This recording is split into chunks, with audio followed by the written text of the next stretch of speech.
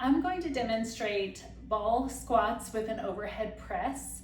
To begin, this is a great integrated exercise. So we're thinking about our whole body and how our whole body is working together in the proper form. So let's begin by setting the ball. We're going to set it up higher. There is a tendency to want to put the ball right in our low back. However, if you do that, you have a tendency maybe to lose that intention of your posture and just to kind of rest on the ball. So if you put it up a little bit higher, that forces you to be much more conscientious about your posture. So let's just begin with the ball is touching the bottom of our shoulder blades. And now let's think about our feet position. So my toes are forward and I just want to make sure that I find that nice connection with the ground here. How do the bottom of your feet feel? Are you equally placing your weight on your feet from toe to heel and side to side, or are you rolling to the outside of your foot? Are your toes pointed outward? As much as you can, trying to find a neutral posture. And that might vary a little bit for everyone. One thing we do want to think about is that your knees are over the second and third toes. So our knees are not caving in. Again, they're not rolling to the outside of our feet.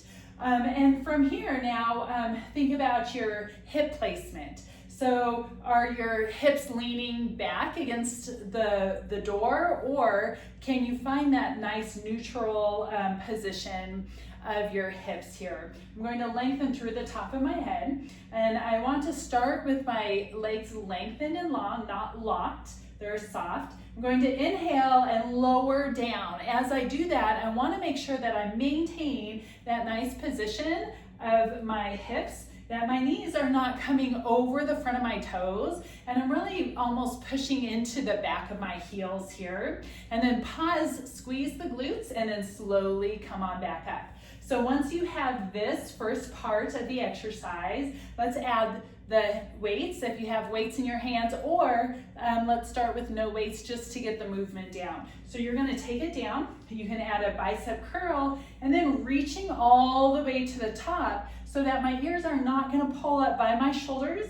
Keep my shoulders down, and then as I lower down, my arms come down. As I come up, I try to move my whole body as one unit, finding a really smooth and controlled flow. And then let's do about 12 to 15 repetitions of this, making sure that you're breathing.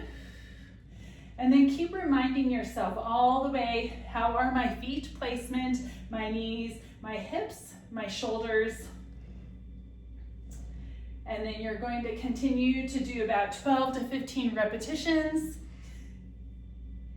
And when you finish that last one, come all the way up, hands down, and great job.